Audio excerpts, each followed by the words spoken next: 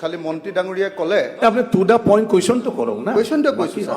Question কৰুন মন্ত্ৰী ডাঙৰীয়াই ক'লে যে এতিয়া কেন্দ্ৰীয় চৰকাৰে আমাক ঋণ লোৱাৰ সুবিধা দিলে, কেন্দ্ৰীয় অনুদান আৰু ফাইনেন্স কমিশ্যনৰ পইচা কমাই আমাক ঋণ ল'বৰ কাৰণে সুবিধা কৰি দিছে নৰেন্দ্ৰ মোদীয়ে, সেইটো হয়। এতিয়া দ্বিতীয় বস্তুটো হ'ল ছাৰ, মেইন প্ৰশ্নটো ছাৰ মোক প্ৰশ্নটো কৰিব দিয়ক ছাৰ। না আপনি ৰিপ্লাই কৰলে প্ৰশ্নটো শুনিবলৈ দিয়ক ছাৰ, আগতে প্ৰশ্নটো হৈ লওক। মোৰ দ্বিতীয় প্ৰশ্নটো আছিলে যে অসম চৰকাৰৰ মুঠ হিতাধিকাৰী আঁচনি কেইখন, ইয়াত মোক উত্তৰ দিয়া নাই। কৈছে যে আমি ডিপাৰ্টমেণ্টবিলাকক সুধিছোঁ, মই আশা কৰোঁ ইয়াত মুঠ হিতাধিকাৰীৰ সংখ্যা আৰু প্ৰতি বছৰে হিতাধিকাৰী আঁচনিত কিমান টকা খৰচ হয় সেই কথাটো ক'ব লাগে। আৰু লগতে অসমৰ মুখ্যমন্ত্ৰীয়ে অসমৰ সকলোবিলাক মহিলাৰ মাইক্ৰ' ফাইনেন্সৰ ধাৰ 12,500 কোটি টকা ধাৰ মাৰি দিম বুলি কৈছিলে, এতিয়া ইয়াত মোক দিছে যে 2,304 কোটি 30 লাখ টকাহে এতিয়ালৈকে ধাৰ মাৰি দিছে। অৰ্থাৎ 12,500 কোটি টকাৰ ভিতৰত এতিয়াও 10,000 কোটি টকা অসমৰ মহিলাবিলাকৰ ধাৰ বাকী আছে। অসমৰ মুখ্যমন্ত্ৰীয়ে সকলো মহিলাক কৈছিলে যে তোমালোকে আৰু ধাৰ নামাৰিবা, মই ধাৰ মৰাৰ দায়িত্ব ল'লোঁ।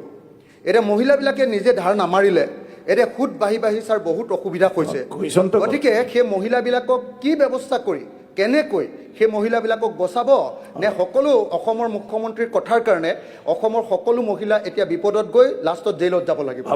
Thank you honourable minister.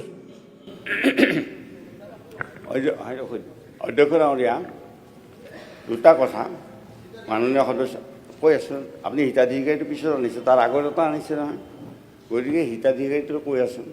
অধ্যক্ষ ডাঙৰীয়া, যে আমাৰ যিটো আমাৰ কৈছে যে আমাক লোন লোৱাৰ সুবিধা কৰিছে মোদী চৰকাৰে, সেইটো নহয়।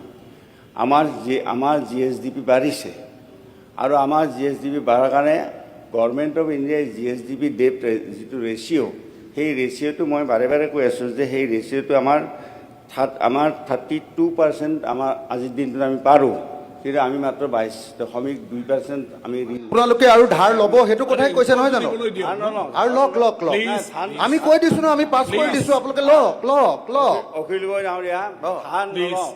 এটা কথা আপোনাক স্পষ্ট, এক মিনিট আপোনাক এটা কথা মই স্পষ্টভাৱে কৈ দিওঁ যে অসম চৰকাৰ আজি বেলেগৰ মুখাপেক্ষী নহয়। GSDP গ্ৰোথ ইমান বাঢ়িছে যে আমি আজিৰ দিনটোত গ্ৰোথৰ অসম চৰকাৰে নিজৰ পইচাৰে দৰমহা দিব পাৰোঁ বুলি কৈছিল, দৰমহাই দিব নোৱাৰে। ক'ত হ'ব ছাৰ?